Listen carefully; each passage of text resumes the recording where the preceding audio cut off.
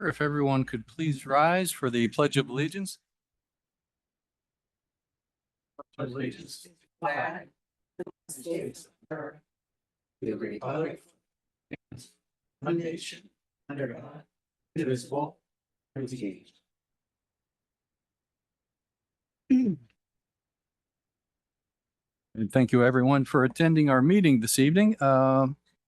Just to let everyone know, an executive session was held earlier prior to tonight's meeting for legal and labor matters. All right, next on the agenda, citizens to be heard for agenda items. Reaching out here to the township building. Any citizens with comments? Or are they part of the agenda? No, I was told just to show up. Oh, okay. They might be for the end of the meeting then? Yes. Fine. All right. Thank you. All right. Anyone in Zoom? All right. Later as things come up. For the Bondsville? Yes. In fact, that is next. So yes, during this discussion, we will have public comment as well. So Ms. Camp, you want to take us along Sure. for this?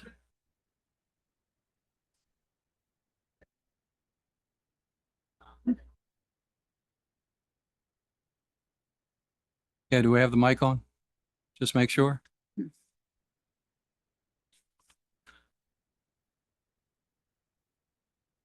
Testing. Okay, here we go. So let me just start out from 2011. In November of 2011, the applicant, Bondsville Road Realty Ventures LLC, who is the owner of two pieces of property on the east side of Bondsville Road, south of the Route 30 bypass. The address there is 415 Bondsville Road.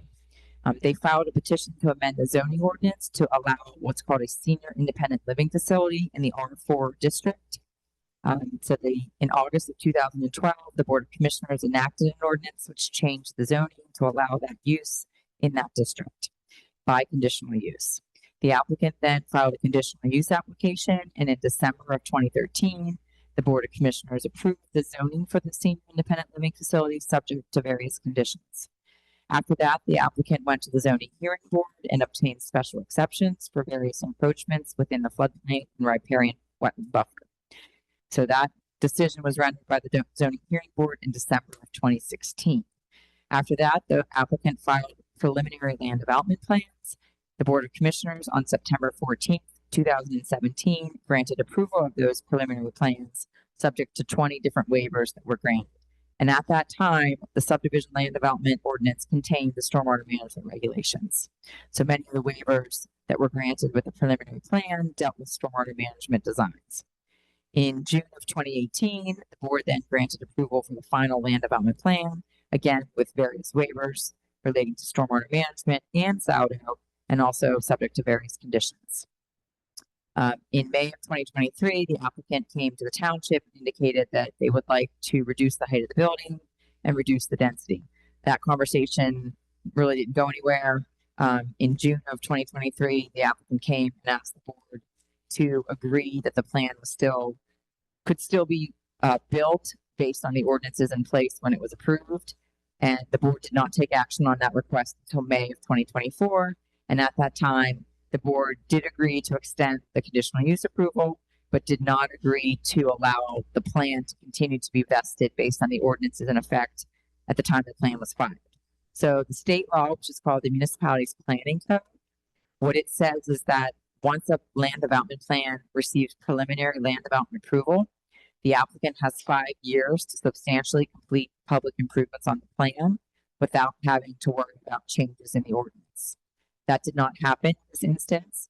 And so the applicant said to the board, and they explained, and I'm not going to speak for them, but why they didn't do it, why they didn't complete them in 5 years. They did do some of the improvements, but not all. And so the board said, no, you're going to have to bring it into compliance with any new ordinances that were adopted since 2013 when you originally filed the plans. They analyzed the ordinances, and we confirmed that the only ordinances that were changed that affected the plan were the stormwater management regulations. So you adopted a new countywide stormwater ordinance sometime in 2023. So what they had to do was go back, take their plan, and look at that new stormwater ordinance and see whether they met it. and if there are certain waivers that they need, to ask for those waivers. So the plan is still valid. The subdivision ordinance waivers are still valid. The zoning is still in place. The only issue that they're here for tonight is for you to consider the waiver request under the new stormwater ordinance. So that's the background. That's why they're here. They did have to file, the revised plan that they believe met the new stormwater ordinance, except for the waivers. And they've given us, we treated that like a regular land development with an MPC time clock. So that time clock would expire July 14th, 2025. So I had previously asked the applicant to extend it beyond tonight. We'll have to see how the conversation goes and decide what the board's willing to do and go from there. So I'm going to turn it over to the applicant now to explain the waivers. And if the board has questions on the technical nature, obviously Lowell's here to be able to answer that. But ultimately, the ask of the applicant is for the board to approve the waivers that are specific to the new stormwater ordinance in place. Does anybody have any questions? Because I know, again, we've never been in this position this procedural posture has never come to this board. Anybody have any questions? Okay. So with that, I guess their engineer can go forward and explain the waivers or anything else that you want to say. Yeah, good evening, Vic Kelly, representing Scott here. And I think like Kristen said, it's been a long road to get to this point. There's been Can you check Yo. your mic? I don't think it's on. green light. I Just have to hold it probably. That way. All right. Does that work? Yes. Like Kristen said, it's been a long road. We actually started the project back in 2008.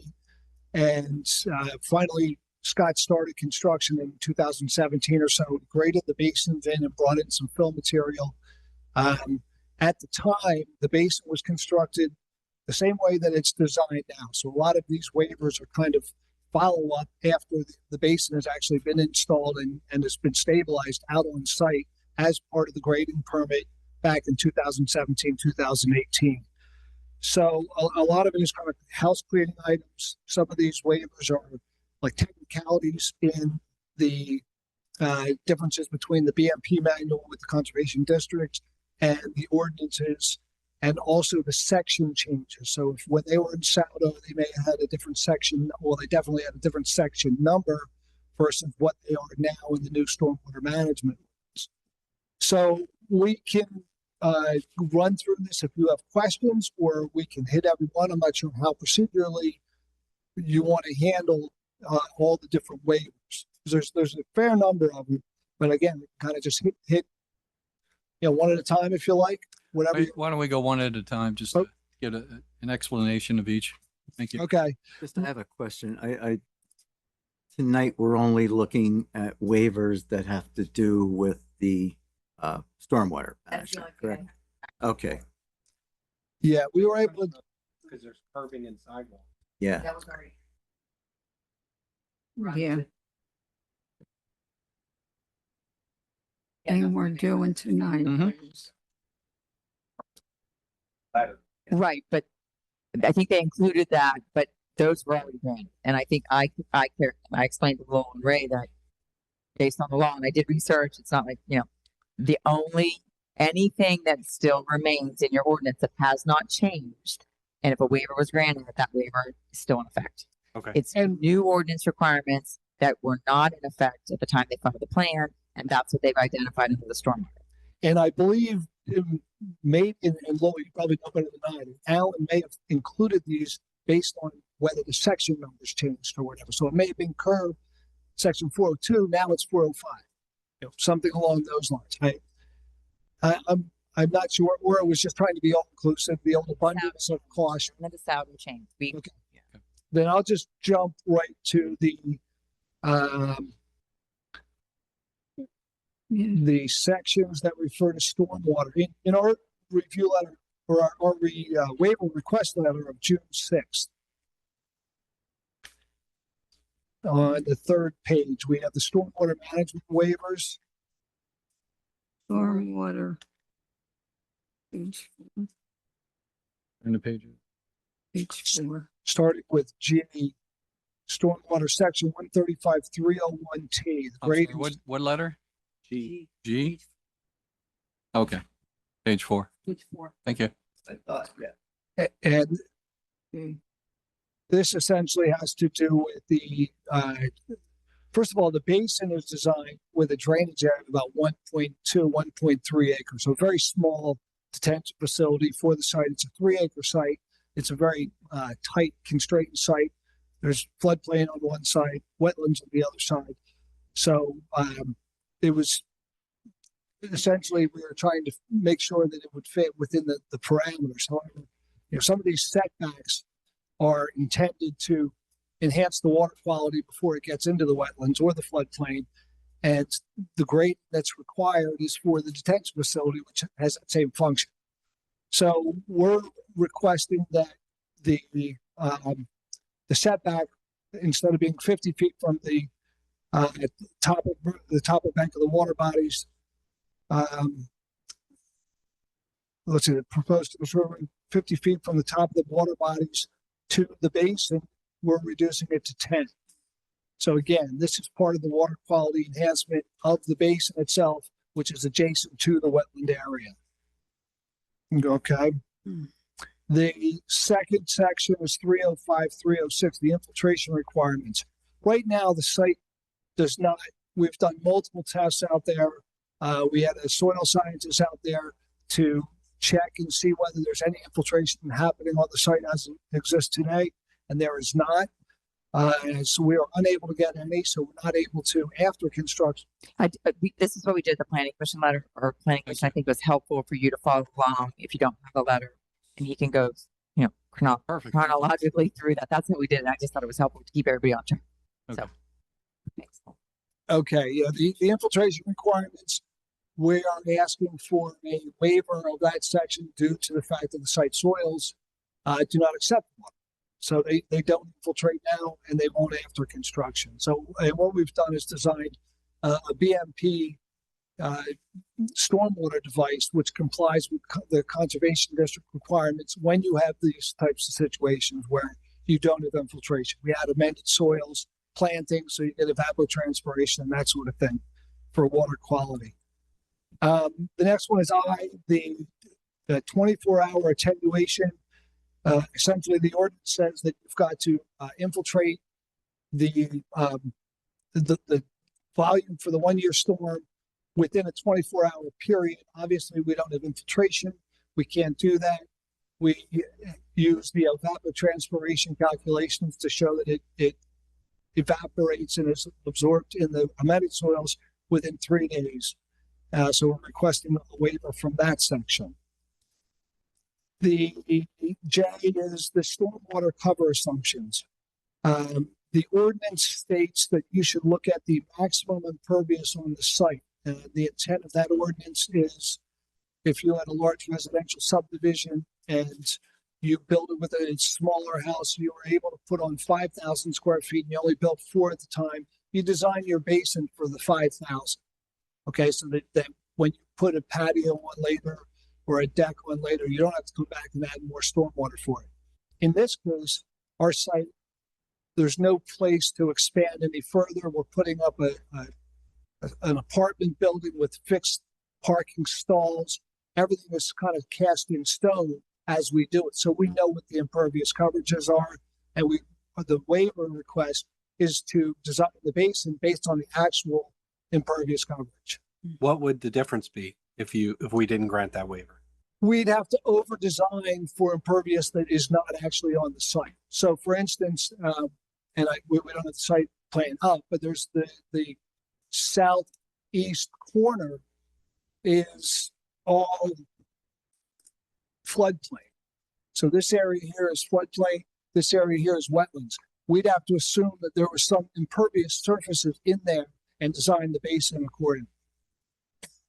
So Part of the property that you're not designing for stormwater and be developed anyway. Are there constraints on that land that would prohibit it from being developed anyway? Have you maximized the development? yes, yeah. I mean, we really can't. We can't go back and add rooms. You can't go back and add more parking. There's no, we have about 3 extra parking stalls just as overflow. And we're looking for maximizing that just so that parking wasn't an issue. We're required, I think, to have 63. We have 66. We already anticipated that there'd be a sidewalk potentially up at the northwest side there that would go out to Bondsville Road. So we've looked into that and taken that stuff into consideration. Yeah. The next is the storm sewer size and pipe.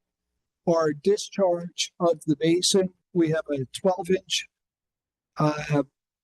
We have 12 inches of cover at a flat slope. This is obviously a very flat site. It's got floodplain and all that right around there. We're looking to reduce the cover over the pipe from 18 inches to 12 inches and have no grades less than 0.5%. We've done the hydraulics on the piping. It works. And we have a minimum of a foot of cover over that pipe. And that pipe is in the open space on the Count property, actually to our east. So What's the length of that pipe? I think it's about 45 feet or so. And again, it's in a wooded area. The intent to cover the pipe is so that you don't have damage to the pipe. You don't have equipment running over it and crushing it down the road. This will never see traffic on top of it. See people, if anything. So, let's see. KL.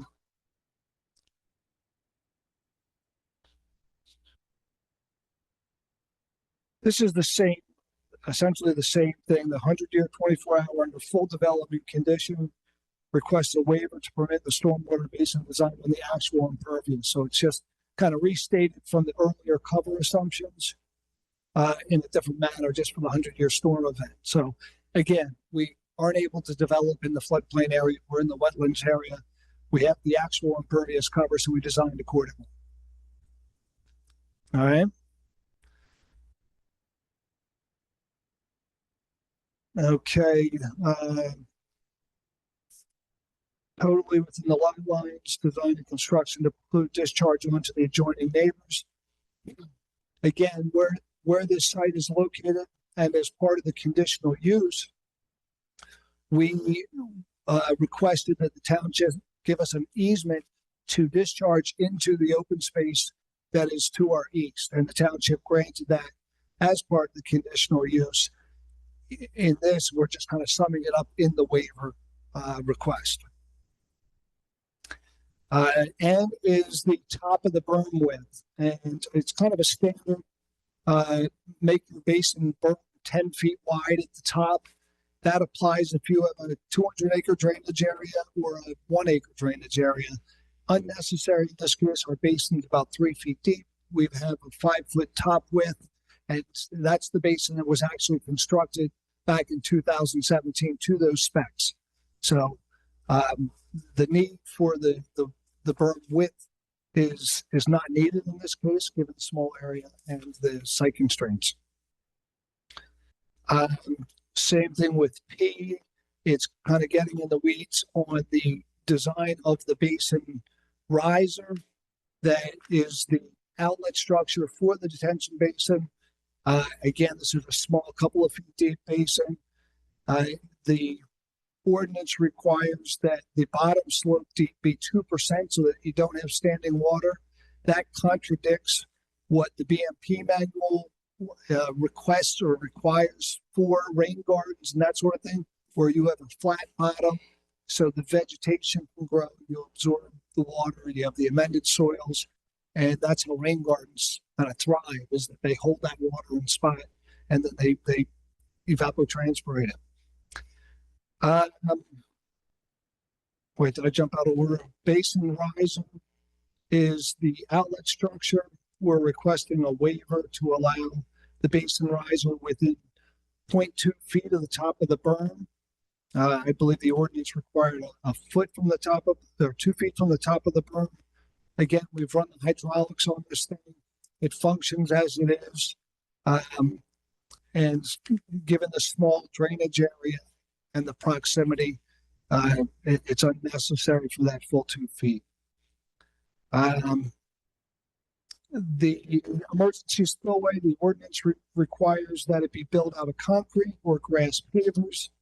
And we asked for a waiver to use a geotextile fabric. which has the, very strong characteristics and capabilities. Again, the emergency spillway is only needed if all other outlet structures fail and you have the 100-year storm event. And it's like 1.2 acres of drainage area. So the concern where that stems from is large drainage areas where if you were to have overtopping, like you saw some of these dams out in California, where the dams would erode and the back ends of the spillways would erode, something like this, it's unnecessary. Could you give me a very detailed description of what a permanent geotextile stabilization? It's like a synthetic woven fabric that the grass will grow through. And it's more of a permanent matting. I think Scott his earth care business puts them down all the time as far as standard procedure. On these, there's different grades. Sometimes you'll see the jute netting out there when they first grade and seed. Yeah. And that's like a straw that will deteriorate. And then there's different levels or grades that can hold or withstand more shear pressures from the water flowing over it. The permanent geotextiles grow into the grass. Mhm. The grass grows through them. They don't deteriorate over time. So they're there permanently. Yeah, because you can have the grass grow through it, the water can infiltrate through it. It's not, concrete is impervious, obviously. So that's fairly standard practice on emergency spillways. So, let's see. The minimum distance between stormwater facility and the building shall be 30 feet. Ours is within about 5 feet of the building, but it should be noted that the berm, top of the berm of the basin is about 3 or 4 feet below the finished floor of the apartments, which are on slab. So the building is up here, the basin is down there, but it's adjacent just because it's up in that northeast corner. Let's see, as the minimum distance between the stormwater facility and the property line should be 50 feet. Again, given a 3-acre site, with trying to put an apartment building in the parking, we're down to about 10 feet or so from the property line for the basin. And I believe that's it. Now, I don't know, Laura, if we wanted, there was another waiver that we discussed that is 305. Your first letter that your lawyer wrote on December 5, 2024, paragraph G, had 135, 305, and 136 lumped together. I don't know why that then changed to June letter. This went back and forth, and the ordinance requirement states that your post-development infiltration has to match your pre-development infiltration. So there was discussions with the engineers. We don't have infiltration now, so we're matching that. Well, let's put it on there just in case. Again, abundance of caution, that if anyone questioned, wait, you didn't address it, that way it's addressed. But the fact of the matter is, it doesn't infiltrate now. It's not going to infiltrate after development. So we are matching the pre-development conditions. The waiver is only to, I guess, enhance or what would you say? Oh, beat to death the fact that there's no infiltration. I think that's a fair statement. Commissioners, comments? Yeah.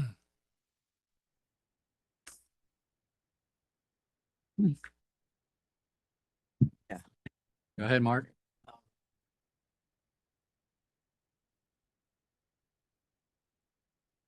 I understand the dynamics here. The reasoning that keeps coming up for these waivers is a small area and site constraints. And it just feels to me like you're trying to wedge a trapezoid peg into a round hole. Like it's just not there. Now, this is, you planned this, you know, when I was in my 50s, and I'm 2 years away from 7.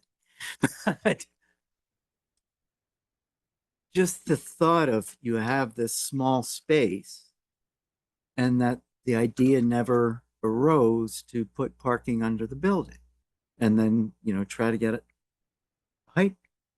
I can tell you, and Scott can We've attest, had a lot more room there for was these things. this use. We looked at, we spent 3 years with the prior boards with sketch plans, townhouses, Yeah. different, we looked at buying the adjacent property, tying into the property behind Turkey Hill, Mhm. the whole thing. I mean, there was a lot of discussion, a lot of time, a lot of money spent on what's the best use of this property.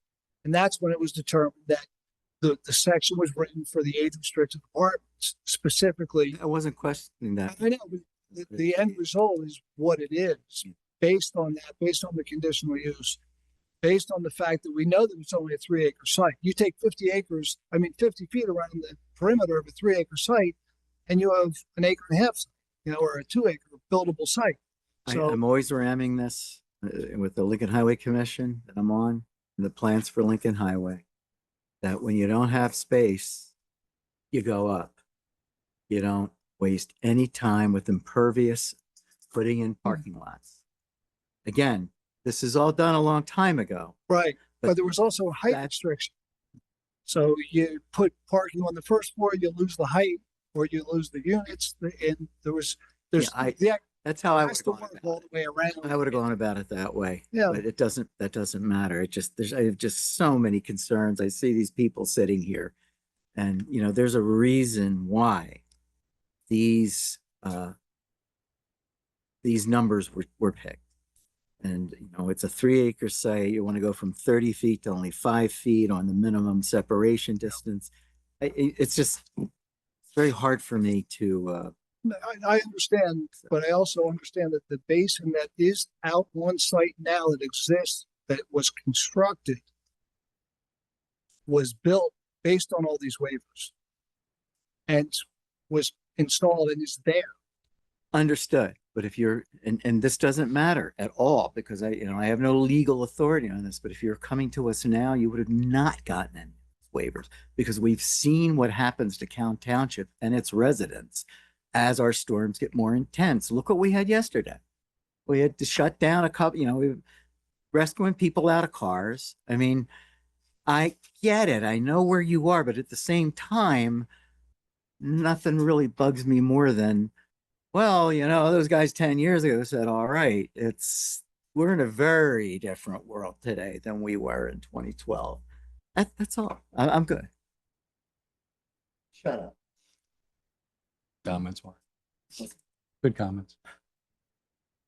Commissioners, any other comments? No. I don't have any comments. I was just interested in knowing have our engineers had an opportunity to review these waivers and what their recommendations might be. Okay. Yeah, I mean, I'm not gonna speak for Lowell, but his review letter indicates where this is a waiver that's routinely granted. And there's a lot of properties in town that don't infiltrate, and you grant that waiver because you have carbon geology. So, but yeah, his review letter went through each of them and stated whether he had any objection to the waiver request, and that was something that the planning commission spent a good deal of time on, is finding out what Lowell's opinions were. Asking him technically, did you have an issue with it? So that was something that they talked about. Has our EAC had a chance to look at this? We do have an EAC. I would definitely be more comfortable hearing from our EAC before I make any decision. Yeah, this, Well, if commissioners are finished, I'll reach out here to the township building if anybody has a comment pertaining to this development. Feel free to come up to the microphone. Right. And just state your name and if you're a Cowan resident. It's Mary Ann Cattell. Can you hear me? I'm Mary. Yes, I live across the street. 1 Marshall Drive's the address. The front faces the property. I have a lot of concerns just about, you went to a lot of trouble to change your stormwater regulations, and there's 13 waivers just in the stormwater section. And I just keep seeing over and over again that, the reasoning is because the property's not suitable. The property's not suitable. The wetlands that, the site conditions cannot accommodate. They're your own words. I just don't understand how it's even being considered. I have videos of the area flooding, and I walked the property before it was, the trees and the shrubs were all removed. And, I think water did infiltrate that property at that time. So it just doesn't make sense to me. And I just wanted to, ask you to please consider your regulations that you worked so hard on. Just consider those. They're important. Thank you, Marianne. That's Ron. Yes, I'm Ron Miller, 21 Marshall Circle. That again is across the street from this development. Here's my opinion on the whole thing. It was a wetlands to start with. You attempted to put fill in. That doesn't eliminate the fact that it's still a wetlands and you're just forcing the water somewhere else. My main concern listening tonight was everyone worked to put the stormwater procedures in place. If you say you want a waiver on one of them, I could maybe see that, or two. They're asking for 13 waivers. Are you kidding me? Thank you. Thank you, Ron. Just a quick question. How many of these waivers were actually from the original set of waivers? 20? So a lot of these sections Yeah. were in Saldo, and the plan that was approved had 20 waivers, but they were stormwater, but they were in the Saldo. So they're just now in a different ordinance, to be honest. So, yes. Section. Okay. And the design hasn't changed. So nothing from a design perspective had to change to comply with the ordinance. It's just the section numbers because now they're a different ordinance. And correct me if I'm wrong, please. Okay. Please come to the mic. We have folks at home zooming in. I didn't understand the section orders. So Saldo, you have under design waivers, and then you have SWMO. Is that? So 13 stormwater. Right, but those, when their plan was approved, the stormwater regulations were within the subdivision land development ordinance, which is chapter 137. But then the township adopted new stormwater regulations that are now in a separate chapter, which is chapter 135. So the same, in terms of the substance of what it could comply with, was previously in the subdivision ordinance, and previously they granted a waiver from it. But now that it's in a new chapter, chapter 135, technically because there's a new section of the code, they need that to be approved. I understand. So Okay. I'm not asking for any changes. There's no stormwater changes that they have to meet now as opposed to the previous. Well, Except for changing them. Vic, maybe you can, was anything from the design of the stormwater facilities, did anything have to change as a result of the adoption of the new ordinance? I guess that's the question we would have. Can't. For instance, the ordinance. Yeah, let's get up to the mic. Thanks. The prior ordinance required a 10-year post-development storm be reduced to a 2-year pre-development storm quantity events. So that was evaluated in the original one.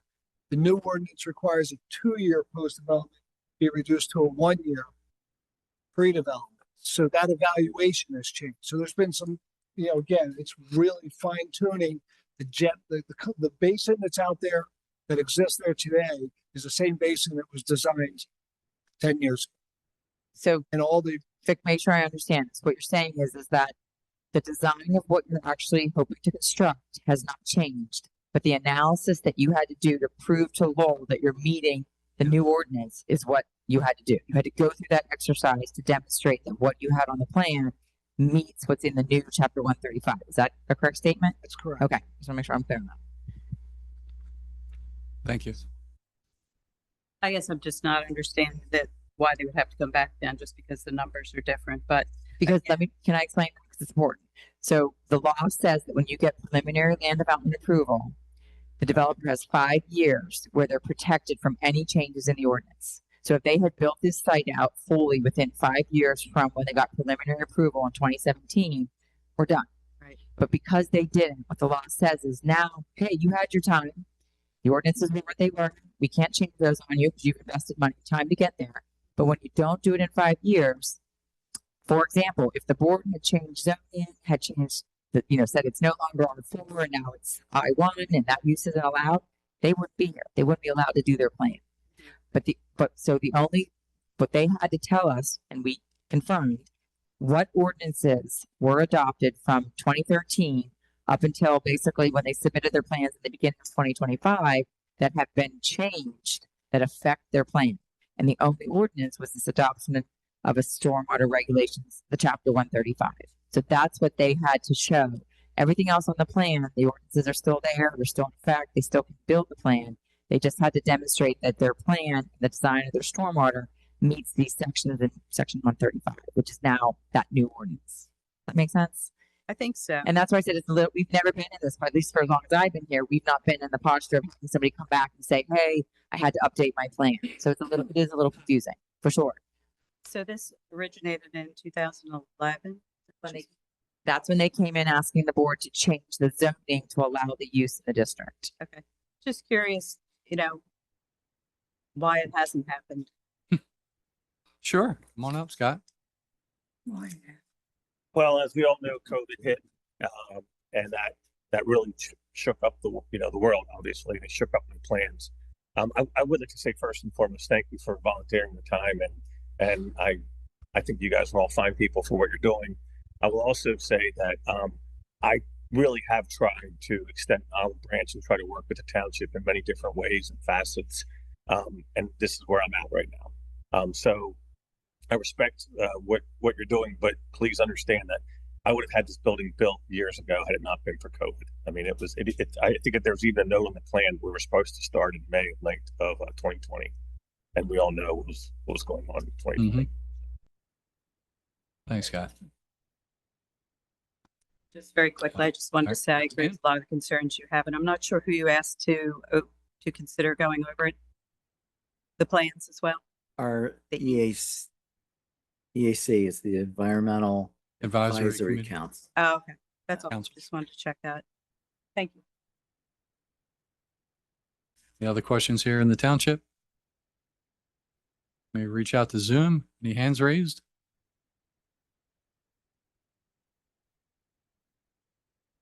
Yes, Mark, can you hear us? We do not hear you yet. Mark Is it- DeYoung, come on down. Is he muted? Is he there? Mark, can you hear us? I can hear you. All right, Yeah. you're online. We can hear Okay. I guess the wires that I'm hooked up to Bluetooth don't go that far to the township. Anyway, just a quick question. How much did Hurricane Ida cost us in taxpayer dollars? 8 million Okay. approximately. That was- So why, maybe I'm a little, first of all, I appreciate what Mark Evans had to say and the residents had to say. And I may be a little more blunt than others, as you may know. And I'm going to focus on both the water and the dollars. This is, like Mark said, he said it a lot better than I did, but fitting a square pole into a round hole. But why would we allow anything to violate the stormwater that we are trying to control? After last night and the night before, I'm sure Ray was out there working like 24 hours. Yes. Yeah. Right? Am I correct? Yes, correct. Yeah. Yeah, I was pretty sure of it. So it doesn't make any sense. The only thing behind this is profit. And I understand the developer wants to make a profit, and businesses are entitled to make a profit, but not when it's at the expense of others. And he's talking about a 100-year flood. Well, we just had one 3 years ago. So we're not waiting another 97 years for another 100-year flood, I don't think. Right. So, you know what I mean? I mean, just because it's 100 years doesn't mean it's 100 years now, 100 years from now. And it just doesn't make any sense at all for us to even consider. We get, in fact, what I'd like to say is you probably get a gentleman more time than he already deserved. The project is not suited. It's not fair to the residents. It's not fair to the taxpayers. And it's just another way to run more water into this township than we ever need before. So, All right. All right. Thank you, Mark. Appreciate the comments. and You had one more? Coming right back.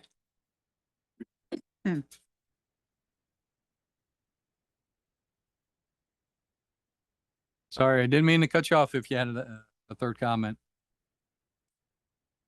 Yeah, you're muted though. Can you hear us? no, that's There it. you go. That's all I had to say. Okay. All right. Thank you, Thank Mark. you. Thanks for listening. Thank you, Mark. The one question I know was brought up earlier, do we have an extension to make a decision? Is that up to Scott? Yes. I would have to read Okay, thank you. Thank you, Scott. Scott, you've been great to work with as well. it. When granting Till the next meeting, that's all we're gonna need. I think that would be agreeable, or Scott would be agreeable to the 31st. And just so everyone knows where we are in the process of revising the plans for the last review letter. We can submit those tomorrow, next day. We're hoping that we could, one of the comments was put the date of when the waivers were granted. So we're actually hoping that we might get a decision on the waiver. So we put that on the plans and then bring the plans in at the 31st. When does our EAC meet next? Yeah, I mean, I really would like our EAC to take a If bite we- at this. I'm not, I'm no, reluctant. no, I don't think we need to wait that long. I'm sorry. I mean, if EAC wants to get together a little bit sooner and maybe take a look at this, that I'm fine with that. But Scott has been more than patient. He's been great to work with. Even earlier, was it earlier this year or last year that we actually tried to reroute him to another property? Yeah. And just tried to work with him to do something and Yeah. we just couldn't make it work. Yeah, So Scott spent a lot of time and money on sketch plans Exactly. up on the other property, and that did not pan out. I think residents were opposed to that as well. So I think, he's given every effort to try to Oh, work he with has. the township, and that would have improved sewer conditions along Bondsville and all that. But that didn't go anywhere. yeah. So thank you, Scott. I honestly. Yeah. So, but I mean, if EAC wants to chime in prior to this, we have the information. We can send stuff over and they can set up a little executive session or something, whatever you want to call it. But if we do have the extension till the end of the month, let's go from there. Good work. We can send one over to Ray tomorrow, End of the month. or Okay. Meeting. when's the date? July 31st. Yeah, it's on the 31st. Okay, when's the, we have to do it tomorrow, Stacy. The next meeting. Monday. Monday. Yeah, what the date is. Okay, we got to see you Monday. Thank you. Thank you very much, gentlemen. Thank you. Have a good night. That is the only thing that was on my agenda. So July with that, 31st. thank you. Have a good evening. All right. You too, Ms. Camp. Thank you. Thanks. Yes. All right, next on the agenda, 2.2 point. Township manager, what do we have here? Oh, you want to? Yeah, let's, good call. We're going to skip down to Mr. Stackhouse. 2.2. Codes life safety, the Bullseye Digital Fire Extinguisher Training System purchase. Is that? It's a mouthful. That was fantastic. All right. Commissioners, I did a quick Cool. map. Have a good night. Good night. I did a quick memo in that you guys should have, but as you know, we've grown over the last few years from an emergency service perspective, the fire marshal's office, and part of our job, amongst other things, is to do public education. So part of that public education is providing fire safety training to daycares, child and adult daycares, as well as to the public, residents and non-residents and some of the business community.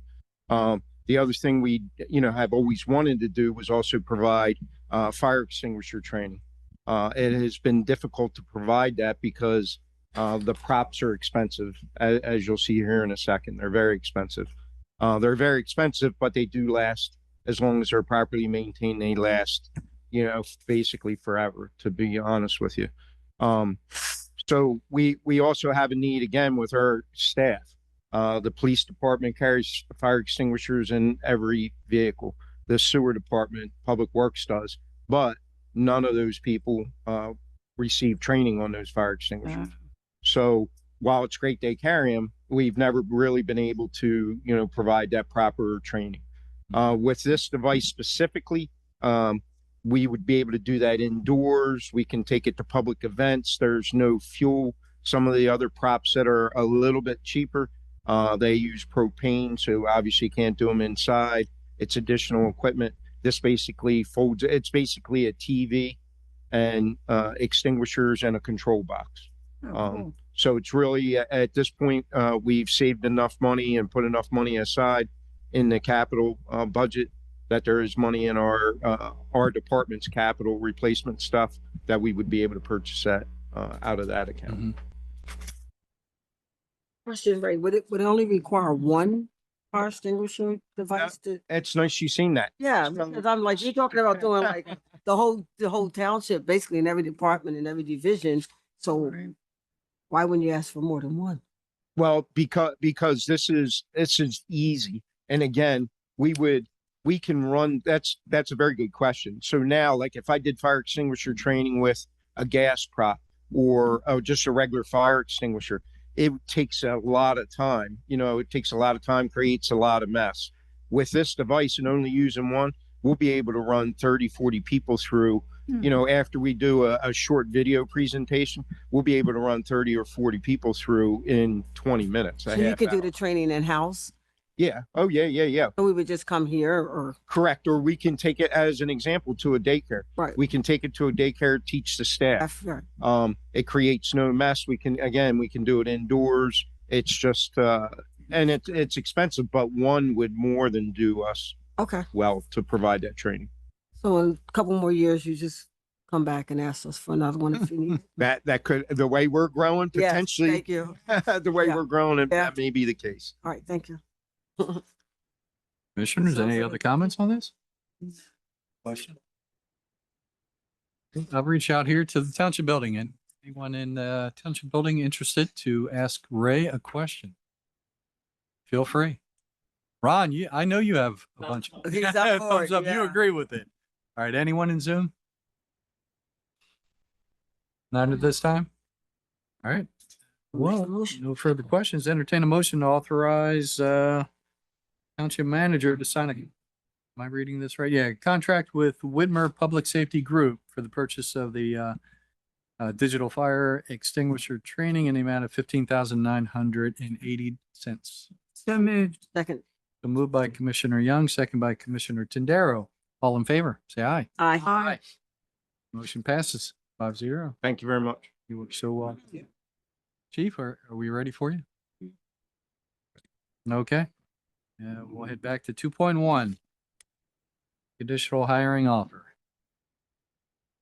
So we had an officer resign to take a position with another department, which leaves us one vacant position. We have a current list, certified list of applicants remaining from civil service. So pursuant to the rules, we go in order. I give the board a group of 3, and that's what we met about in executive session. So you have a motion before you to replace Officer Hembry, who left for a different job. Commissioners, any comments? residents here in the township building? Any comments? None at this time. Anyone in Zoom? All right. All right. So as stated, prior to tonight's meeting, held an executive session to review the Civil Service Commission's official eligibility list of the certified police applicants for hiring consideration. And we will entertain a motion to authorize the chief of police to extend a conditional offer of employment to Josue Pfeiffer. So moved. Moved by Commissioner Evans, second by Commissioner Kennedy. All in favor, say aye. Aye. Motion passes 5-0. Thank you, Chief. Good. Next on the agenda, 2.3, we have Ingleside Golf Course liquor license expansion. Mr. Vimazal, would you like to take this one? Of course. Thank you, commissioners. Unfortunately, Nicole was unable to attend the meeting tonight. She had a conflict, but asked me to discuss this request. Currently, and this is listed as a discussion for this rather than an action item. Okay. The expansion, yes. Currently, the Ingleside Golf Course provides beer. Their license is limited to providing alcoholic beverages in the form of beer to golfers. Over the past several years, they've had numerous requests to expand and provide other offerings such as canned seltzer and those types of beverages from the course. That requires an additional license in order to provide those types of alcoholic beverages. There's different requirements as well. Staff need to be trained. Currently, John Grant and Nicole Shannon have the RAMP certification training, which is not to overserve, things of that sort. Other staff would be required to receive that training. They would have to include additional signage in the facility that is not required under the current license that they have. And those sorts of provisions in order to ensure that the additional beverage is not overconsumed on site. Really, this request is to pursue that expanded license through the Liquor Control Board for the golf course to provide that to the golfers. Happy to answer any questions if I can. Is this common practice at other courses? A number of other courses actually have have a restaurant or bar associated with it, and presumably that would fall under that license.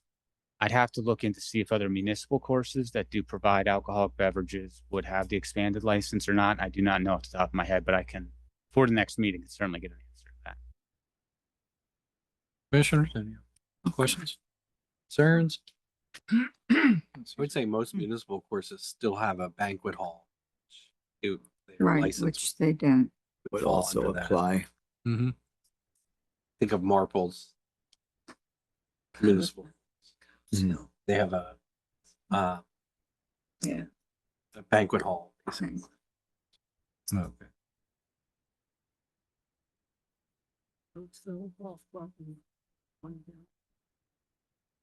Like I want them Nice to have place. every tool they can to attract more golfers. But I'm not a fan of vodka, of course, myself. But And this would be revenue for the course. Yeah. The approval of the beverage cart yeah, in June going around the golf course. Presumably, these products would be carried golf cart, beverage cart. we're talking about things like they call it Surfside, Yeah. stuff like that. Yeah, Yep. Seltzers. And seltzer. seltzers with vodka. Believe But that they're already some of them do that. pre-mixed or something. Yeah. Yeah, can we find out the percentage of alcohol? I believe a couple of the ones that were introduced, it's under around 5% or under. They're sold in grocery stores, and I know the state does have a limit for that sort of. If you're selling any sort of liquor-based substance, grocery stores can, but the percentage has to be under a certain amount under the state law. But presume this license would fall into a similar category as what's provided in grocery stores, but I can get the exact specifics from Nicole before the next meeting. Yeah, and I would be curious of what type of training they would need. It's a state certified course. Like it- ramp, right? RAMP is what The it's RAMP, referred to, yeah. and the acronym stands for Responsible Alcohol Management Program. Mhm. Like that. Like, So they would have to put up the signage, the VIP, very intoxicated person would will not Okay. be served, things of that sort, and have additional security, I believe, on for some of the where they're storing it. So we'd have to expand the training and certification to anyone who would be affiliated with providing that beverage or that product. It's worth researching. I mean, you don't want to lose your clientele, and you know this is what people are experiencing when they visit golf course. It's become like a resort, you know, a mini resort, and all the amenities that you can add just makes it more attractable. But like you said, it has to be done according to law. Mhm. So we just get the research and just review it. Now, if there's a correlation between the increased sales of this new product and car windshields being hit, we will. People we- ride in the pond. Golfers ride in the pond. Right. I know we had a hand raised in Zoom, but let me reach out to the folks here. John, come on up. Let's get those water trucks State your out of name. there. My name's Hashem. Yes, John. Lounge. Welcome. So I'm just going to be really blunt and straightforward. Totally opposed to the idea. 2000%. You have no management of alcohol service currently. You still have, and we've had it for 10 years, bottles, empty water bottles filled with urine, okay, that are getting thrown in our grass.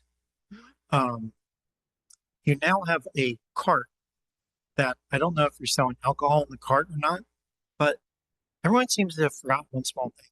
Rule number one is my property. You can't sell alcohol on my property. I've been cordial about it. I've been polite about it. I've brought up the concerns before to the township about the mismanagement of alcohol service with beer. And now you want to bring in seltzers, which can range anywhere from 4.5% to 9.5% ABV. No, just no. If you move forward with it, I will file an objection with the LCP. I'm vehemently opposed to it. You guys don't control the beer that's being sold there. You do nothing to form a synergy with us next door. We have nothing. We spoke with the guy, John Grant, one day about providing food service for the cart. And we said, sure, we're up for the idea. Love to do it. Never came back. The only individual in this room that supports our restaurant is sitting right there, Abby. Mark has been in once since we've reopened. No one else in this room has been in to patronize us. Josh used to come in all the time when we had the craft house. You guys want to support your businesses in the township. What are you doing? You had an event at the Spackman building last weekend. You brought in a caterer from I Montgomery. gotta stop you there, John. I said to you the last time, please do your research before you come in and say something. Okay. There is a nonprofit organization called Friends of Spackman Davis Farm. Yes. Majority of the board of directors do not live in Cowan Township, Okay. and the president paid $5,000 out of her own pocket to the caterer so that this township could offer to the caterer of her choice, so that this township could offer a great meal at the $25 that we did last year. That's not the township. That's not the township. So the Spackman building is not the township. It's a separate organization. There's a Friends of Spackman Davis Farm Right. that did the food for that. They're a nonprofit. Okay. So that's a big difference. So why would they not consider someone in the community? Not even me, because I don't do catering. But I mean, it's just the logic there. You have a restaurant that's opening up in Downingtown Borough that is littering our municipality with signs, yard signs, and no one has even mentioned it. What? Why? What? Like, where's the regulation going on here? Where is the support for the businesses within Callan Township there? I mean, why is it even being allowed? We are way off topic here. Yeah. though. Well, Exactly. okay. I know your So original just to concern. bring it back for you. Yeah. Okay. Yeah, John, Um, I appreciate the comments. we- We'll we're- take into We're your consideration. neighbor Mhm. for the municipal owned golf course. Mhm. If you want to sell more product, why would you not come to We us? did, John, we have reached out to you When? prior. Yes, for years, John. Are you kidding? And if you want, we can reach out again. Myself and our township manager can sit down and talk with you. We would love to work with you next to that golf course. That was the whole idea back in 2020 when we first got together. Okay, so And if you want to do something, we would Yeah. be more than happy to sit down and work with you about this. okay, Okay, but it's a mutual agreement here. Okay, so let's work it out. How is it going to benefit you? How is it going to benefit us? But don't sit here and tell us that we've never reached out to you, because I know it's been brought up. brought up by who? I'm not going to get into details. If you want Well, the details, allow we me- can sit down and hash this Just out. allow me to tell you that there are events that are scheduled and tournaments at the golf course. We don't even have a schedule. I've asked time and time again for a schedule. Hey, let's get a schedule of your events so we can make sure we. And John, coordinate. we can work all this out. I'm not going to sit here and hash it out with you at a public meeting. We'd be more than happy to sit down with you. If you are truly interested in working with us and that golf course, let's do this. I've been for 10 years. Okay, well, trying. let's make it happen. If I can, I actually do have a couple matters I've been meaning to discuss with you. So if you have time next week, perhaps we can coordinate. I can come on over and we can talk. That'd be fabulous. Excellent. I'd love to. I'll reach out first thing in the morning. We'll schedule a time and Yeah. make that happen. I mean, Lisa, my wife, just happened to stumble across the Callan page and saw this discussion list on the agenda for today. Just saw it last night. Mhm. And I just changed all my plans from today to be here this evening. And thank you. I'm not here for any of the other stuff that's going on. I mean, Mhm. I'm just here for this. I'm like, no one even contacted us to ask us a question about it. I'll be Yeah, contacting so- you in the morning and we can schedule a time Okay. next week to sit down and talk. That'd be fabulous. Thank you. Thank you, John. Thank you. All right. And anyone else here in the township building? Not at this time. How about Zoom? I think we had a hand raised. Mr. DeYoung, welcome back. It always takes a minute to go through, so I should be coming. Sir, that's all right. Am I on? These drinks are the favorite of the young folks. Having been to a couple weddings and things like that, they drink White Claws and things like that. They're 5% alcohol. As the gentleman said before, can they range higher? Yes, but generally they don't. You can go to Victory Brew Pub and get a 4.0 alcohol by volume, or you can go all the way up to like 11.5. But generally what they're going to sell out of that golf course are the 5% ones. They're going to sell White Claws and seltzers, and they're all going to be 5% APV. So just my input to give a little understanding, having been around young people in a couple weddings lately. All right. Appreciate that, Mark. Thanks, Mark. Anyone else in Zoom? It's just a discussion item. So hopefully next meeting, Nicole can attend. Absolutely. All right. Appreciate the feedback there, John. All right. Next on the agenda. Oh, we have here Resolution 2025-17. Mr. Vimazal, do you want to go into an explanation of this? Absolutely. Thank you, Commissioners. This was discussed at a prior meeting when the emergency repairs to the Callan Meeting House Bridge was approved. That project is moving forward and on track as far as I understand. Obviously, that the repair is temporary. It came in less expensive than anticipated, but still there's an expense. And in order to defer any larger expenses that will come from the full replacement down the road, I was directed by this board to identify grant funding. One potential grant fund that would be available is the DCD Multimodal Transportation Fund.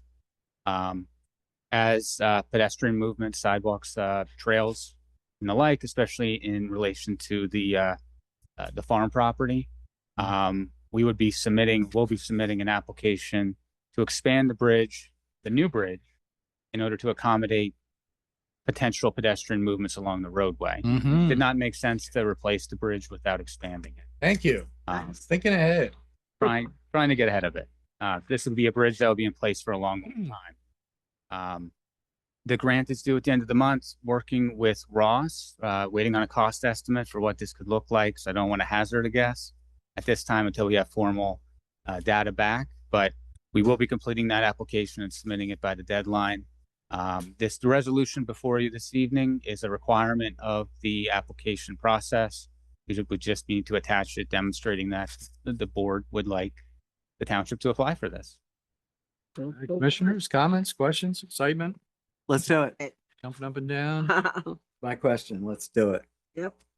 No questions from commissioners. I'll reach out to the township here. Any comments? We're all excited, jumping up and down, thumbs up. Anyone in Zoom? But they are all running around. Yeah. See them jumping up and Jumping up down. and down on their couches at home. Entertain a motion to approve resolution. So moved. Second. Moved by Commissioner Evans, second by Commissioner Kennedy. Let's go. All in favor, say aye. Aye. Motion passes 5-0. Thank you, Commissioner. Yeah, there's no way I'm beating Josh's record, so. Yeah, come on, let's go. All right, next, Mr. Stackhouse, you have a proposed ordinance modification for vacant properties. Yeah, commissioners, recently, unfortunately, we were in court with one of our business owners, a multi-unit strip mall, for failure to file vacant property registrations. As you know, in 2018, the commissioners developed this ordinance in the wake of a lot of people on the residential side walking away from their mortgages. We were seeing more transient people, you know, kind of moving into those places. And from a safety perspective for our emergency responders, the police, and the neighbors that live there, we developed this ordinance. And from a commercial perspective, really the same thing. So that we would be able to develop a list of what properties are vacant from a safety perspective, which is, you know, the township's right. So every year we update that list. I have one inspector that kind of focuses on that list. We issued the vacant property registrations to this property owner, and as they have in the past, they fought us. They pled not guilty. So during the when I was defending those citations, really they brought up a good point, to be honest with you. They were trying to hinge their argument that in our ordinance, the term building was not defined. So the strip store manager was trying to say that his entire building is the building, that individual tenant units are not the building by definition. Long story short, we argued that back and forth. The judge actually said that really wasn't the scope of the hearing. The scope of the hearing was we defined the property vacant based on our ordinance, and, you know, the judge could not go against that. So the person was found guilty. But as a result, I did want to refine this with some different wording about building and a couple other things so that that argument is kind of taken away. So I just wanted to put that in front of you today, make sure that was, you know, your wishes, and I would come back to you, you know, potentially at the next meeting with some changes to advertise that ordinance. Good point. I have a few questions. Ronna. Yes. Jane, Great idea. you had a comment? Oh, no, I think it's Oh, a great idea because like you said, they brought it to our attention, and sometimes these people outsmart the law, so they 2 steps ahead of them. Yep. They'll find a loophole out of anything if they can. Good idea. Okay, no more, no further questions from commissioners. I'll reach out to the township folks here. Yes, you have a comment? Going up to the mic, just state your name. Name's John DeSaney. John, A welcome. little bit of background. We were one of the first properties on Windsor Lane in 1964. Wow. Windsor Lane? Yeah. Okay. I still have my parents' house. Mom's still living in a care facility. And it's killing me. $3,000 a month out of my pocket to assist her income. In response to Mr. Stackhouse's ordinance, I would like to know how I understand when you have a vacant property, when it's been totally abandoned, but this house, we've been coming and going. It's not our permanent residence. I don't live there. My address has actually been a P.O. box for 35 years, even when I was living there. For the fee that I just paid, what are we getting with this ordinance that's additional protection? Or what does this serve? I understand protection for people responding. I'm 100% agree with that. But mom lived there for 10 years without having a vehicle in the driveway. So you would never know anybody was living there anyway. And the heat's maintained. It's 71, 72 degrees anytime you walk in there. There's air conditioning running right now. The grass, I slipped up. It doesn't grow under pine trees. It suddenly grew when we got the first in the late part of May. It grew past 8 inches, and that's when I got this notice, and then found out that there was this vacant property list. I'm just curious, what does this home actually do for me? And what was I going to say? Well, let me just ask that part of the question first. Okay.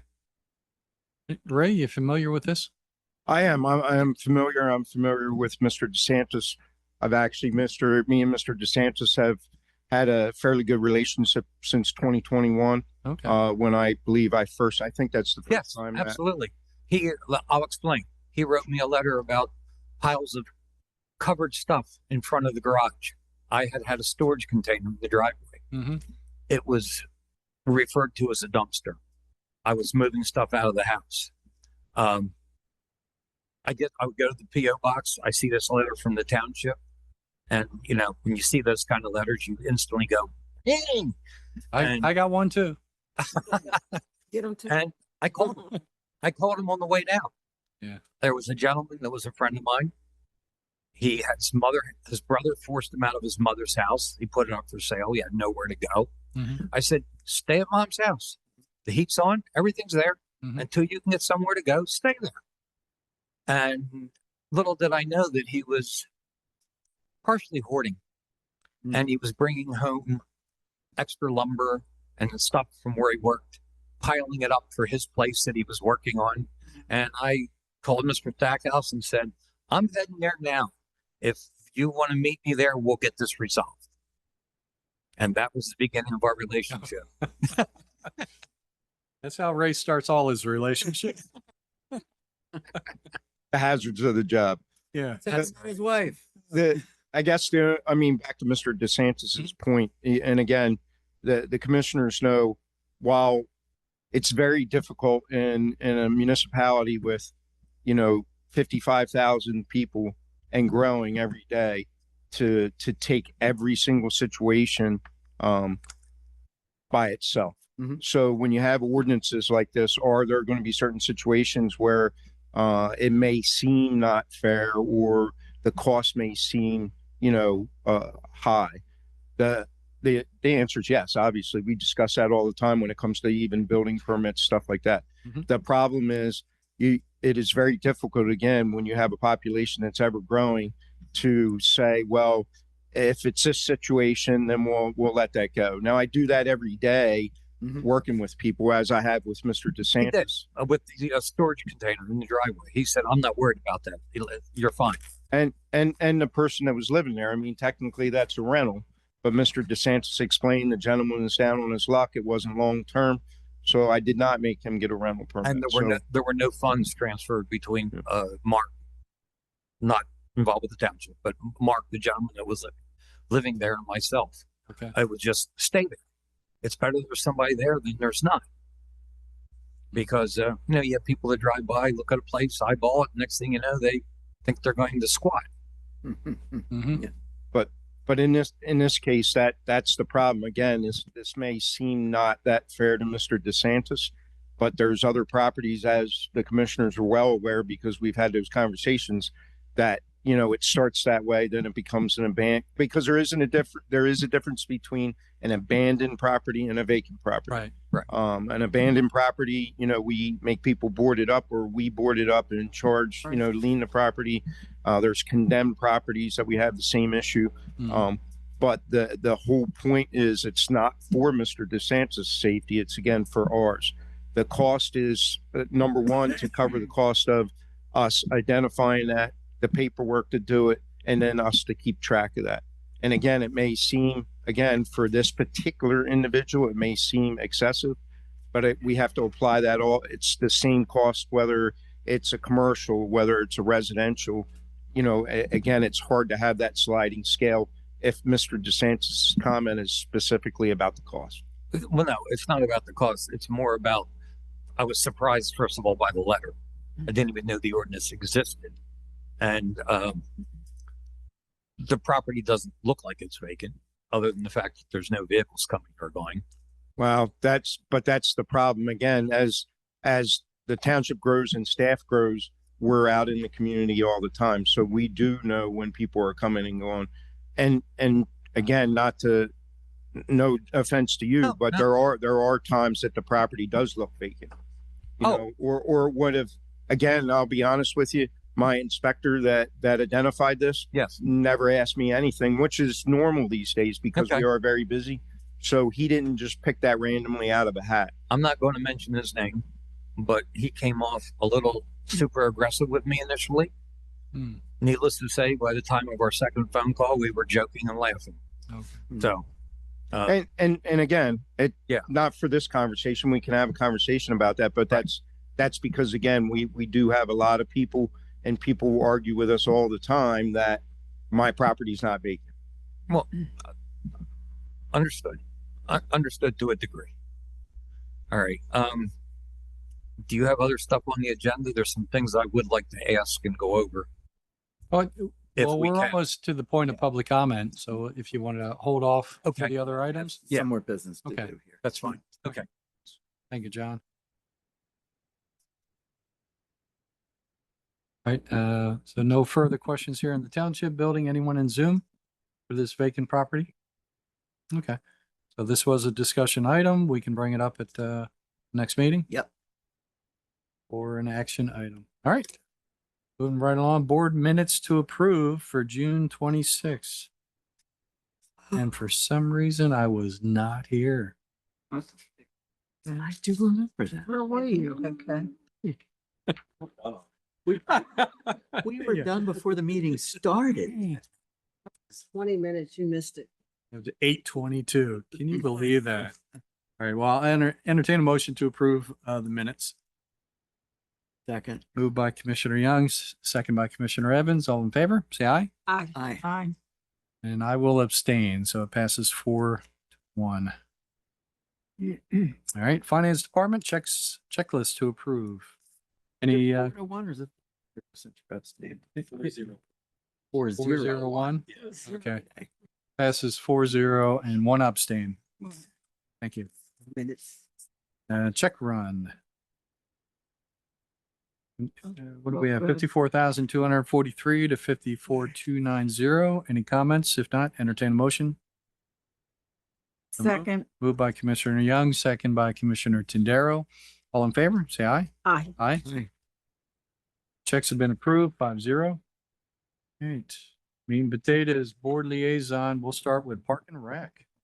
Park and Recs. Hey, good evening. Just wanted to let you know we had a very successful art in the park session. The children were doing bumblebee gardens. Bee baths. Imagine that. Love it. Making little flower pot containers for bees to take baths. It was really interesting. And yeah, what are they drinking? Oh, okay, not salsa, just water. Okay. Unless there's a golf. But they were really cute. The kids really had a great time, and even some of the big kids indulged, including myself. It was really fun. Our next summer series movie will be on July 17th. We're going to try to find Nemo again. He kind of got lost in the flood last time. we're going to bring him back, and going to be a lot of good activities around the park. Have the kids do some fun stuff with our art and crafts before every movie. So the kids are going to be looking for Nemo in the park, and there'll be some other fun activities for them to do before the movie starts. We also were entertaining the idea of trying to coordinate with maybe fire department or the golf course to have an alternative when we have a rain date, because it's just pushed Wonka back a little bit. So we're getting like backtrack when we have bad weather in the park for some of our nicely planned events. So we'll continue to work on that. But that's something we would like to do. We have the stream cleaning this Saturday, and everybody's to meet at 9 o'clock at Municipal Park. Going to meet here at the Township Building. And you're going to have a lot of water in the stream, so. Okay. So if you're out there in Zoom world, or if you're here, you want to help clean the streams, or you're going to do it around the park, Lloyd Park, this weekend? Okay. All right. So that's this Saturday. If you're not busy, put your boots on and let's get the streams cleaned up. We're discussing Community Day is coming up. You know, that's one of our big events, and we're still looking for some gold sponsors. So if you're out there and you want to sponsor the Community Day, we'll like to have you. It's growing. I think it's getting bigger and bigger. I don't know how much longer the municipal park is going to be able to hold this event. We might be looking at another farm area, Mark. So just kidding, but it is growing. It's growing and it's very popular. It's a nice event. We're also getting ready for National Night Out. That's on August 5th. And Park and Recs, we're working very close with Tracy to make sure that's a great event as well. And that always brings a lot of people out. So mark your calendars, because there's a lot of great things going on in the township as we head forward to our fall events. We're also going to be doing photography class on August 16th. So we're going to also start incorporating more adult theme ideas into our Park and Recs. We don't want to leave anyone out. So with the photography class, that's already online. How's the response going? Okay. So it was just posted. Take a look. It's going to be held on August 16th at Spackman Davis Farm. It's going to be fun. It's going to be a good place to really get an eye for details and take in some of the beautiful sceneries and some of the landscaping around the park. And on September the 27th, we're going to have a botanical garden sketching right here at the Meadow Park, which we had a great ribbon cutting ceremony today. So you want to be a part of that too, to come out and sketch some very nice garden themes, and you'll be able to just journal and just let your free child flow. So that's two of our adult theme activities that are starting to take place. And we're looking to do more adult things. So don't think we're leaving you out, because we're always looking at ways to, bring everybody into our events and activities. Thank you. Thanks, Jane. Jane, I do have one question. Sure. The art in the park, are we going to get to enjoy the actual products that we're No, painting? they'll be on display on Community Day, right? Am I correct? People at all of the art in the park events, kids and adults, will have the opportunity to loan us their pieces for the Community Day art show. And we're also hanging them in the Coatesville Library again this year beforehand. So, and then we'll get them back afterwards. Yeah. Well, I am interested in one piece, because apparently Abby was in the zone when she was doing her piece. Somebody told me that you were painting something. Oh, it was cool. And you were just in your zone. We had so many good volunteers that day. Yes. Everybody was flowing. It was cool. I can't wait to see that piece. There's no new updates for COG for the last meeting on June 25th. We were just reviewing some of the agenda items that are up and running, and things have been a little slow for the summer. A lot of the projects that they're going to be doing, it's kind of a review of where they want to go. And COG is in need of a lot of support now. So if you're not a member and if you'd like to become one, we could really use the help. to make sure that all of our neighboring municipalities and townships and boroughs and city governments are, collaborating together to support one another. Thank you. Thank you, Jane. Municipal Authority, two quick updates. The June meeting, we identified the area for our 2026 grouting project, and this is the west side of Wedgewood Development. We're looking at about 4,500 of linear feet of the 8-inch diameter gravity sewer within that development. So we'll be working on that next year. Really making a big difference with the I&I program. We're able to save more capacity because basically, in case everyone doesn't quite understand what we're trying to do here, we're trying to seal up the pipes that are very old, built back in the 60s in the developments and whatnot, and they're leaking like a sieve. So they just kind of patch all the joints and go from there. And of course, that maintains all. We're not being infiltrated by the rainwater that's occurring. And of course, we're just spending money treating rainwater at that point. So if we can secure our pipes, we're just treating our poop. There's no other way to say that. Sorry. Perfect sound. And the other item is authorized department. Let's see.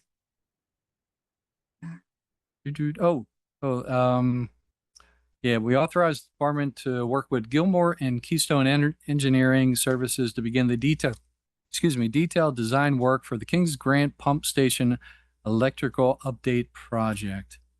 If anybody's seen that beautiful pump station at the end of, what is it, Fisherville Road? Town Meeting House, thank you.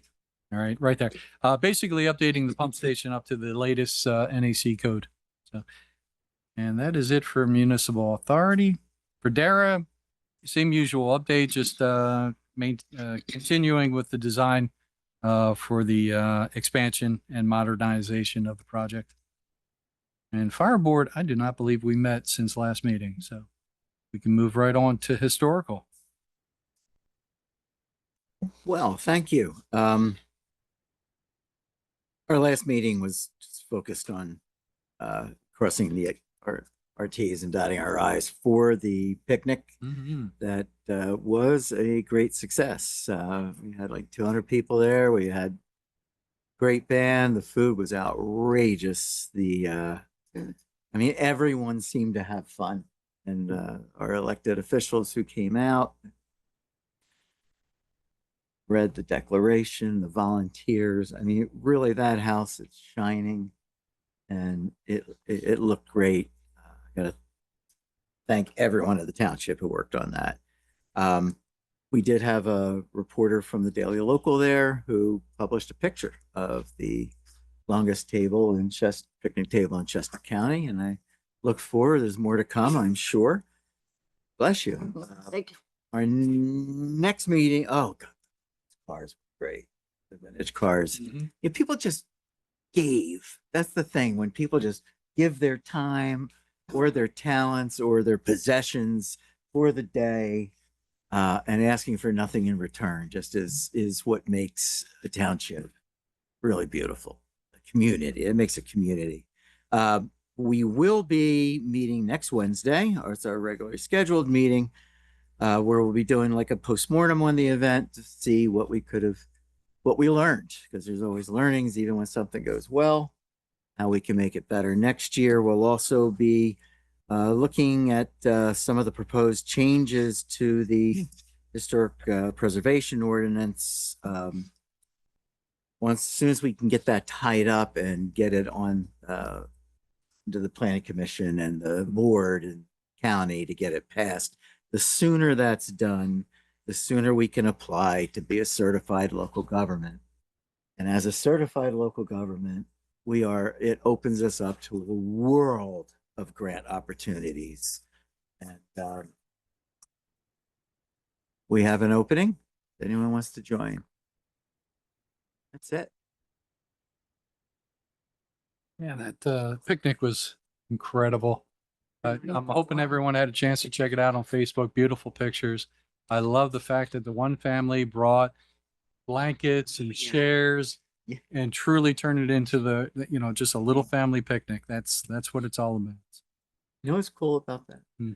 When we did the first presentation proposing this thing, we grabbed some old pictures of families picnicking. Yeah. And one of the images we used looked almost exactly like that Wow. family. Oh my God. Great. It was a great day. So, And next year we're gonna have our British Yes. counterparts here, and my suggestion is that we make them read the Declaration. Little known new fact, by the way. Isaac Spackman was from Hark. I wrote it down today. A town about 16 miles from Collining. Wow. So Oh, cool. Nice. Keep making new discoveries. it'll be very interesting next year, but we have learned so much in the last two events held at that Wow. Spackman Farm. So I am definitely looking forward. Of course, we have the 250. So this will be a huge Oh, yeah. event, not only for the township, but for the county and the nation. But it's all going to, the county looks to us now. So that's the cool thing. I like that. All right. Lincoln Highway. So we have not met. We were supposed to meet last night. Canceled that meeting. We're gonna meet again in August. Okay. And Ingleside Golf Course. Ingleside Golf Course. Hi, this is Lorraine Tendero.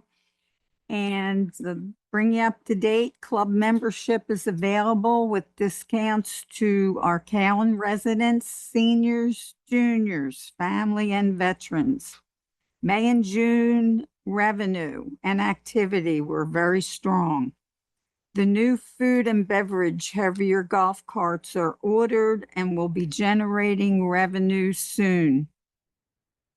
We have Joel Cummings as our new golf pro, ready to teach golf lessons. Planning for events and fundraisers throughout 2025, led by John Frank as event manager, are expanding and include school golf programs and youth golf camp.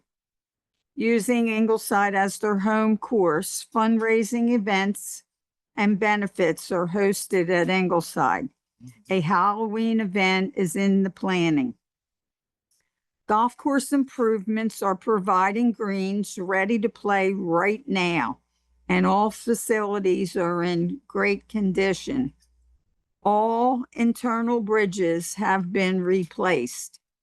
Our next golf committee meeting will be Monday, July 28th at noon at the golf course.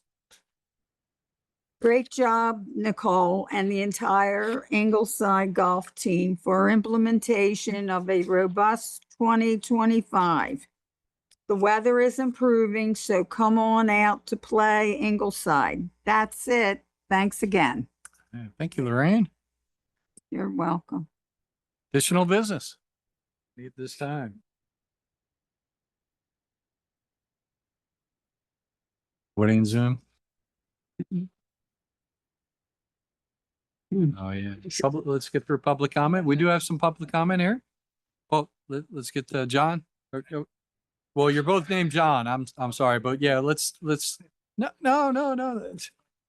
Yeah, I would rather have you come up.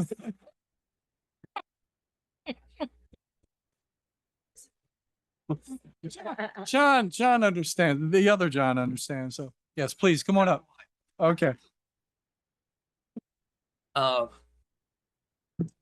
Mainly a question regarding section 149-17. It states, it shall be unlawful for any person to operate any vehicle or tractor except a passenger vehicle, but not including any passenger vehicle drawing any trailer or towing any other vehicle upon any of the portions of the highways described below. And then they list Bailey Road North, which goes from Route 30 up to Route 340.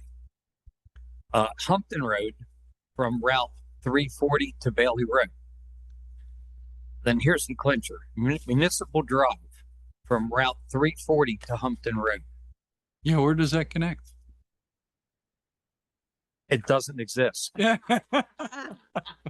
Now, the reason I'm questioning this is I need to bring truck and trailer in to the house. Okay. I don't want to get nailed.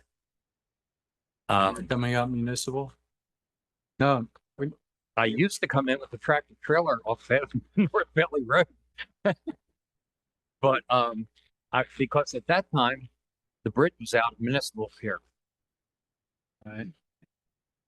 So I guess I'm asking on this one, Yeah. what is the recommendation to save me from being fined or towed by Mr. Flang? And you know, Mr. Flang is my friend. Ray, do you want to take this? No, sir. How about a suggestion? Well, first off, in all seriousness, Yeah. I don't believe, I'm not familiar with that ordinance, so it must be one I don't typically enforce Okay. under my, but I guess I would just ask, and then me and the chief can talk if it falls under the police. What do you need to bring the truck in for? To move stuff in out of that house. Oh, okay. I've got probably a couple loads to get out. Yeah, and again, I think the purpose of that ordinance is so that it doesn't become a freeway for A tractor and trailer. thoroughfare cut off from Yes, sir. 340 down to 30. Yeah. Understood, but again, I just want to make Yep. sure that I'm covered. Yep, absolutely. Okay. And I definitely didn't write the ordinance, so I don't know about the I 340 think and not the 340 I thing. think it's been on record for a while. Then there's a couple other ones, and I don't know if I want to go there because, to be honest with you, after speaking with the board tonight, I'm probably going to cause other people in the township grief. And then, Oh, no, and I don't know if I want to bring any hardship upon them. So let me just Okay. ask this. In relationship to section 155, 137, parking of vehicles that were deemed commercial in an R1, 2, 3, 4, 5 district. It used to be 8,000 pounds, 18 feet in length. And when I reviewed the code last week, Mhm. I noticed it went to 20,000 pounds, 18 feet in length. That would be my question is, am I okay parking a vehicle like a dually pickup? well, this is a temporary thing. You're Well, what I'm asking thinking is leave a vehicle there for it looking like someone's living there. One of my work vehicles I don't use often, I would leave there and then swap. yeah. Ray, do you want to just Because well, let me elaborate a little further. If you take any dually pickup, Mhm. most of them are 4-door, and if you have an 8-foot bed, you're over the 18 feet in length, guaranteed. yeah, but are you over 20? 20,000? Probably, I'm thinking it's 21. It is? Okay. Yeah. And then the other issue would be a trailer. I've got what they call an 18-foot box trailer. Now, are we measuring the box or are we including the tongue? These are the experts here. Chief.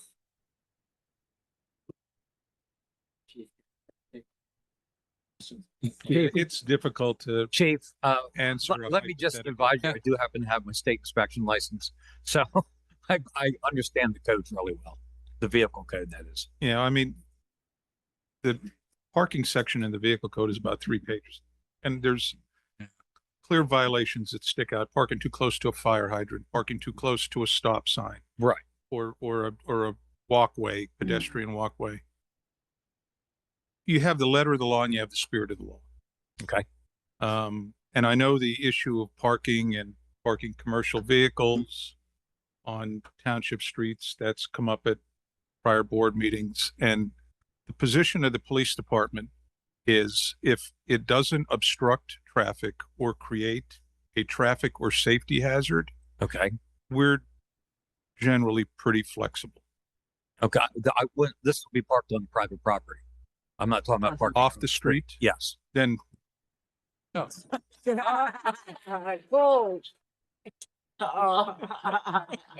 That's a good. And seriously though, back to your comment, again, I've always interpreted that section of the code to refer to tractors and trailers when it says tractor. So, because it has multiple times it's come up about trailers. And again, as the chief said, if it's on a road and it's a trailer, as long as it's not a traffic obstruction, there's no, the other ordinances in chapter 120 or the zoning ordinance don't really apply. It's really the tractor from a tractor and trailer. Back to your comment about the dually pickup, again, ordinances don't change quick enough with times. There was a time when that ordinance was probably written that a dually didn't weigh 20,000 pounds or was 18 feet. I So- don't know if I should tell you guys this or not. My wife says, go ahead. You all get a laugh out of it. Okay. I do commercial audio work, or did. Through the early 70s and on, I had a 24-foot box truck. It was parked at 3218 Windsor Lane for 12 years until the neighbor's wife was dying of cancer. And she started getting on his back so bad. And he played cards with one of the former commissioners, Charles O'Donnell. And that's how that ordinance came into play. It was written for me. Wow. Please, no. Please. No. I was actually told this by several people. Interesting. Yeah. And back to your specific, Yeah. again, if there's a special need or something for anything, just let us know and then we'll put that on everybody's radar so that you're not, again, if you have to come in and move stuff, that's no issue. You just need to let us know. Back again, not to belabor the point, but back to your point about leaving the truck there so it doesn't look vacant. Again, that kind of is that's just getting around the situation. Well, I don't mean for the vacant. Oh, property okay, thing. okay. No, I'm talking about for people driving by. Oh, so people are, and they're going, because the one neighbor has told me several times, people are asking her about the house next door. Gotcha. And if I don't get 100 phone calls a month between my two properties, people wanting to buy it, I don't get one. Gotcha. All right. I think we're good. Thank you, John. All right. Thank If you have any other questions, feel free to call Ray. Turn my phone Or Chief Elias. Either one. Right. Always called. Oh, we're ready for you, John. Come on up.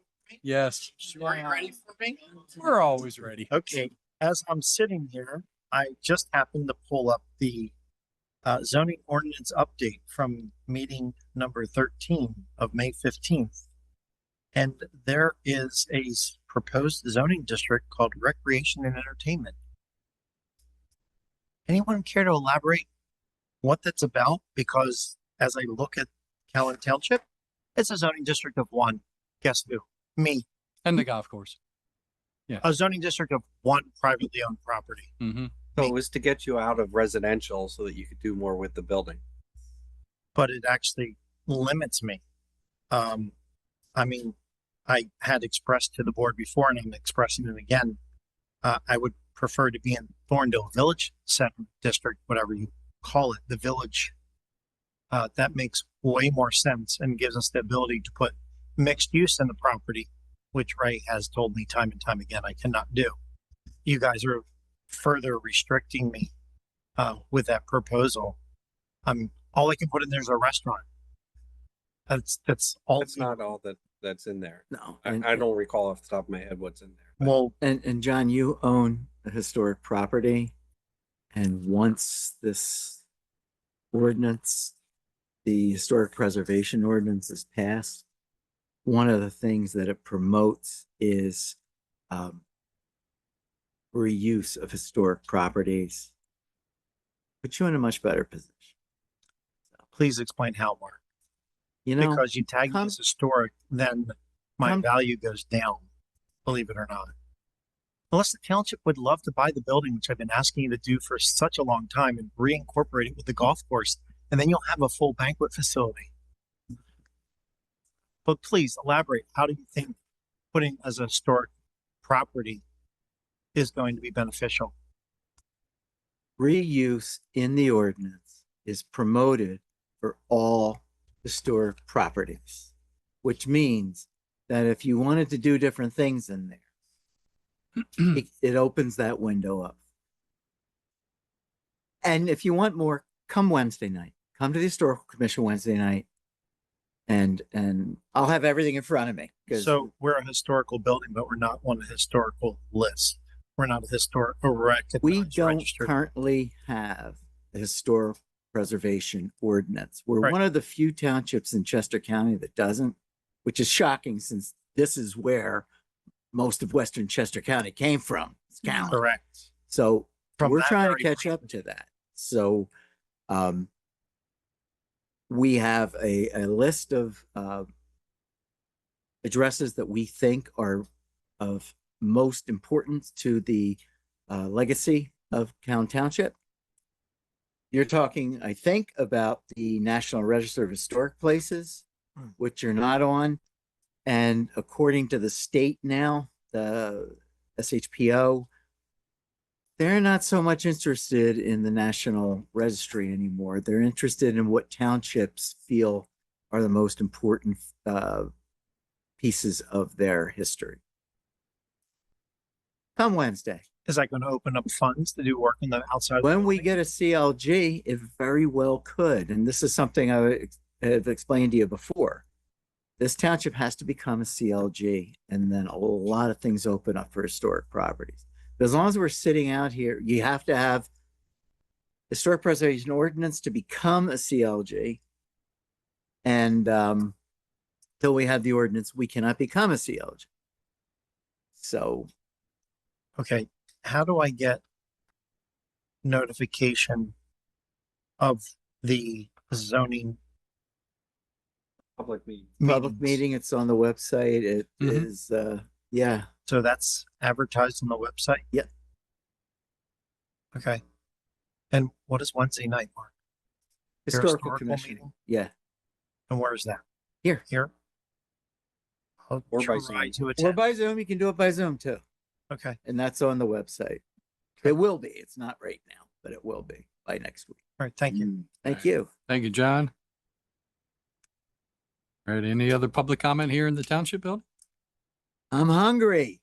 At this time, anyone in Zoom? All right. All right, if no other comments, entertain a motion So to moved. adjourn. Okay. Moved second, all in favor, say aye. Aye. Meeting adjourned. Thank you very much, everyone.